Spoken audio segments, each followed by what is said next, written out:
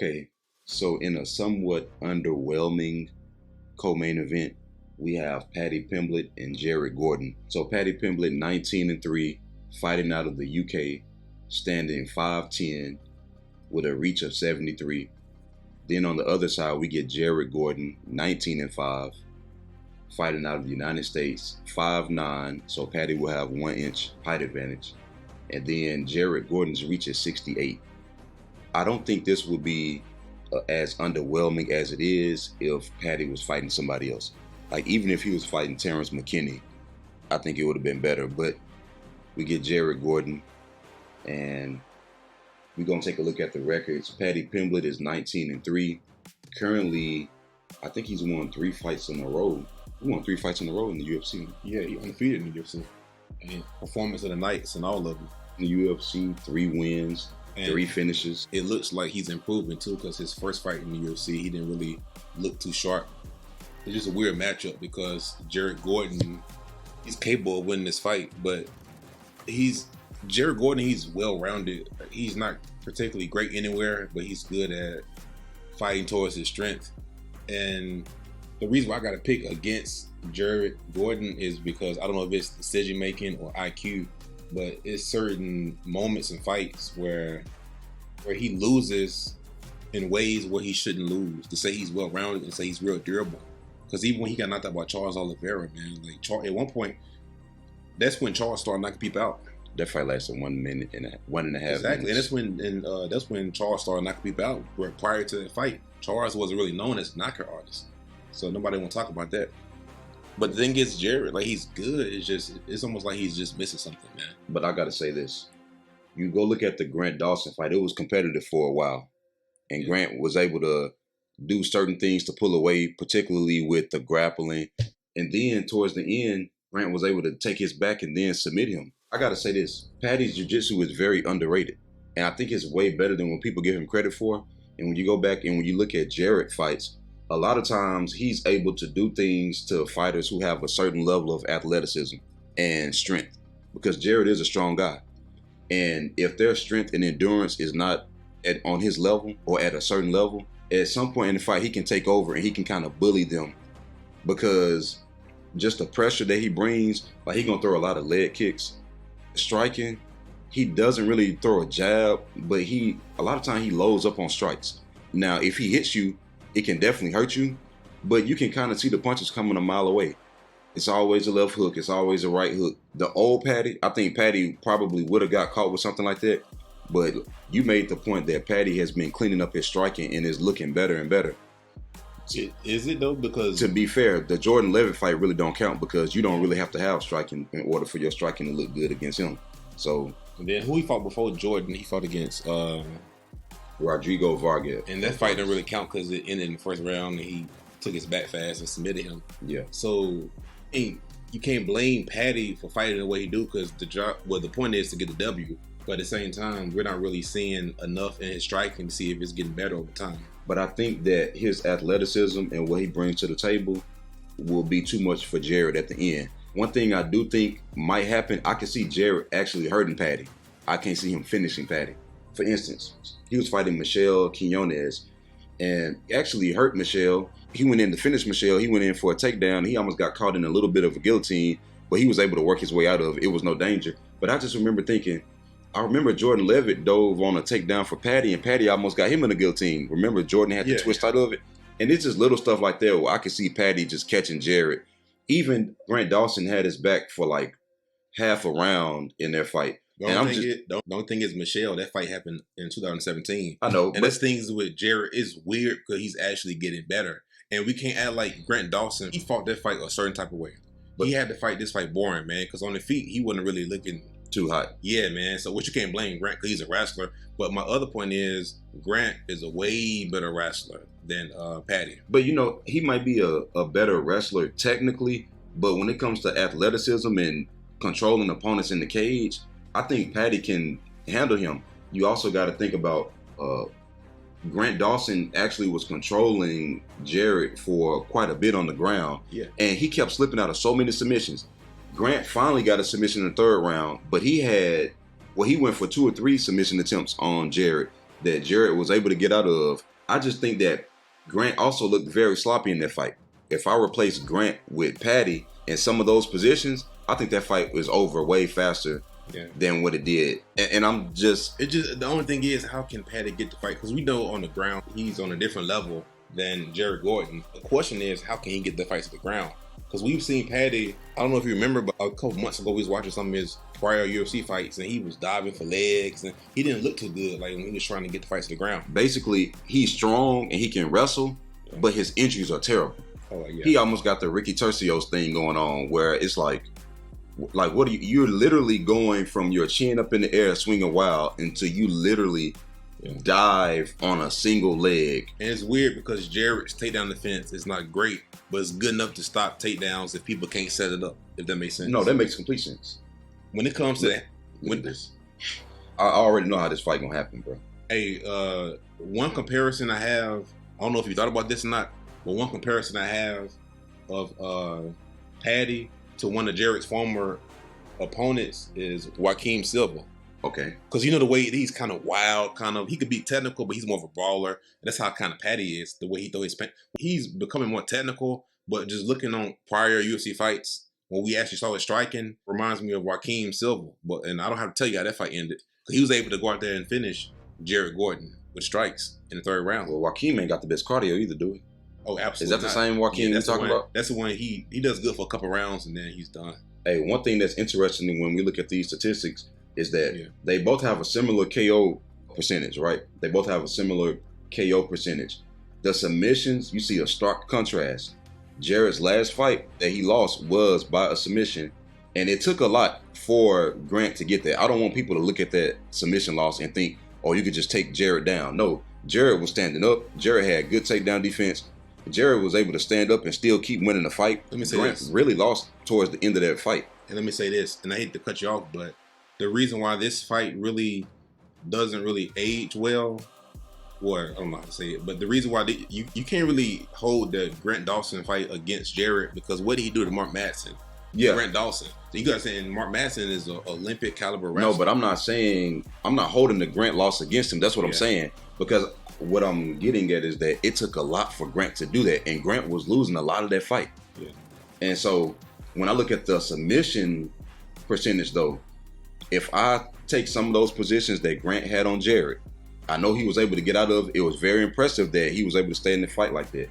I just think that Paddy can do it. And what made me really think that is Paddy's last fight against Jordan. Jordan had one way to win. No, Jordan only had one way to make it competitive. And he got dominated there. Paddy really impressed me with that submission. High key, he had Jordan in a few submissions. Jordan had some moments too, man. Though the first round, he dominated Paddy. Though the first round, he just controlled Paddy against the cage. I mean, Paddy went for the guillotine though, but he still lost that round, in my opinion. Yeah, but when you watch Jared Gordon fight, it's very clear why the UFC gave him this fight. On the feet, he loads up on the strikes too much. This little thing where he throw 3 or 4 leg kicks in a row. I think that's gonna work, man. I think Paddy. Wait a minute, that might actually do something. Yeah, that's what I was saying. I think, in my opinion, I see Paddy winning, but he has to fight one way. Because this is a type of fight where you can't go out there and fight Jarrett's type of fight. You got to fight your type of way, like you did against Jordan. Hey, but peep this. Look at the decisions. Jarrett knows how to get decisions. Okay, bro. It depends on how you look at it. You can look at it two ways. You can look at it as Jarrett 56% decisions. You can look at it as if, okay, he know how to get the job done. Or he's very durable. He's very durable, but you also can look at it, because that's another reason why I think Paddy gonna win his fight. Only 2% of his, is it 2 or 21? 21% decision. He win 21% of his fights by decision. And that's what I was going to say. That's why I would say that the second way you can look at it as if Paddy is going to find a way to get the finish. Because the thing is, I've seen Paddy lose a couple rounds. He come back in the second. It's almost like he gets stronger as the fight goes on. And I can see Jarrett, because he's been finishing third round before. So I can see him winning on the feet and then finding a way to lose. Look at the average fight time. Look at the knockdown average per 15 minutes. Jarrett has never knocked nobody down in the UFC. That's why I said, because you said he got power, and I was like, man. I've seen him hit people hard. He didn't knock them down, but they end up going for takedowns, or they had to make adjustments. Dawson, he had to make a lot of adjustments, man, but Jarrett was getting the better of that stand-up. But look at Paddy. Paddy is averaging almost a knockdown per 15 minutes. And that just lets me know, so they got a similar percentage of knockout wins, right? Paddy has almost one knockdown per 15 minutes, and look at the submissions. This lets me know that more than likely, no matter what happens, Paddy's going to probably knock him down at some point and then submit him. That's what I think is going to happen. Another thing you got to look at is the fact that this is their careers, because I don't think Jared is not. He only knocked out one person in the UFC, and that was Michael, right? Or Michelle. Yeah. He only knocked out Michelle, so that's his whole career. So you gotta, when you look at these stats, you gotta look at the UFC stats, because those are the ones that matter. But that's tougher competition. Yeah. But another thing I was gonna say about Jared Gordon, sometimes he puts himself in bad positions. You ever notice, like, he might be winning the fight, but then he'll go for a takedown. So he can mix it up, but sometimes it's like, bro, just keep the fight standing up. You ain't gotta shoot, man, every 2 minutes. And I can see him winning on the feet against Paddy and shooting for a takedown. It's funny you say that. Look at the submission average for Paddy, 4.69 per 15 minutes. Jared, even if he get a dominant position on the ground, he's not even going for submissions. You don't even have a knockdown. I'm sorry. I got to pick Paddy here. And I'm not even the biggest Paddy fan like that. And the last thing I'm going to say is this is a tough one to put money on, if I'm going to just be honest, because I kind of smell the upset. He's durable, man. He's crafty on the ground, even though he has submission losses. But you got to look at who he lost to. He lost to Grant, Charles, Joaquin Silva. You never know which version of him you get, man. Never know. Hey, you know, Carlos Diego, at one point, people were saying he was going to be in the top 10. Yeah. So you can't really look at his losses. But right now, Paddy is, according to the UFC's website, minus 190. And Jared is plus 160. You would think that Paddy will be a bigger favorite. I don't think so. I wouldn't. With the hype? It's not. Because, you know, hype is one thing, but when it comes to people putting their money, it adjusts. Yeah. People get a little bit more logical with it and say, wait a minute, Jared is a lot tougher than we give him credit for. But this is the thing. Jared is not a guy you can just knock out, though. He's not a guy you can just submit. He's not a guy you can just wrestle. When it's all said and done, I don't think that he's somebody you can just go out there and finish just because Paddy is a bigger name. Paddy has shown that he's obviously growing in the cage. He might turn out to be a really good fighter at the end of the day, like a great fighter. The reality, it comes down to this. Jared is very tough. I can see him surviving some submissions. I can see him getting hurt and surviving low key as far as not getting knocked out. But the difference comes in when we actually look at these percentages of Paddy actually is scoring knockdowns. Paddy is very aggressive with submissions if he get takedowns. Don't think it's who he knocked down though. Who he knocked down? He has knocked nobody down on the level of Jared. But I would say if we look at Jared's losses, he lost to good fighters, arguably great fighters at the time. Two of them at least. One of them has the potential to be great in Grant. But when you look at the wins, he didn't beat anybody of notice up until Leonardo Santos. Let's keep it a buck. Not a single one of these wins amounts to anything. None of them aged well. And I don't think that all these people are on losing streaks or anything. I don't know that. But I know half of them not in the UFC. I know that. I know we've been doing this podcast for 6 months. We only did a prediction for one of these people, Leonardo Santos. So his wins are against people who you're supposed to beat these people. I'm going to be honest. If Jared Gordon had a little bit higher fight IQ, it's not really a fight IQ, but he has the Cody Durden thing where sometimes he finds ways to lose. And it's not bad. But against somebody like Paddy, I think Paddy's gonna find a way to win and capitalize on that, on Jared Gordon's mistakes he makes in fights. Because Paddy, it ain't like he indestructible. He ain't invincible. Yeah. But one thing is Paddy is durable and Paddy is opportunistic. That's the thing about him. If you make a mistake, he can definitely capitalize on a knockout. And obviously on the ground, I mean, I've almost wanted to say that Paddy has been more of almost of a grappler than a striker in the UFC, low key. When it comes to finishing fights, like the last 2 fights at least. Yeah, the last 2 fights. But he knows he got to get his fights to the ground though. And when you look at his record, he's got 9 submissions. The thing I was gonna say is Jared Gordon. He has 4 knockout losses, but you got to understand a couple of them knockout losses. He really won. Like he was on his feet and they stopped the fight. That's another thing is I can see Paddy like finishing them dude and him not giving up or getting knocked out cold with the referee jumping in. See, Paddy like 1 or 2 punches away from the referee just coming in. And Jared is so tough that you're not just necessarily going to knock him out cold. Yeah. So I can see him being very durable to the point where you got to stop it. Like, remember Brian Barberena and Robbie Lawler, where the referee just had to say, hey, I got to stop this. But ultimately, Jared is not to be slept on. And like you said, there is the possibility of an upset. I don't want people thinking that Paddy just gonna go in there and slaughter him, because Paddy got a lot of holes in his games, but they're getting better. I just don't think that Jared is the type of fighter who can exploit that. Not right now. And again, I go back and look at Jared's wins. None of these wins, I mean, you could add them all up into one person, and I don't think you get. But we could say the same thing about Paddy. So ain't no point in really saying that, because other than Jordan Levitt and Yeah, Jordan, but you got to realize Jared been in the UFC since 2017. Paddy been in the UFC for what, barely a year. Yeah, true. So that's the difference. Is Jared has been around for a while and has not made any dents in the division. Paddy been around for 3 fights and is about to turn to featherweight. Jared fought at featherweight? No, man. You fought at featherweight, bro. And do you know how big Paddy is? No, man. But I can see him winning the first 2 rounds, Jared Gordon. But I think he's going, and no disrespect to Jared Gordon, but I think he's going to find a way to lose. And I think Paddy's going to find a way to win. I think Paddy's going to be getting destroyed, to be honest. I think in the 3rd round, he's going to come back and he's going to get the submission. What really seals it for me is the fact that Jared there's different levels of power.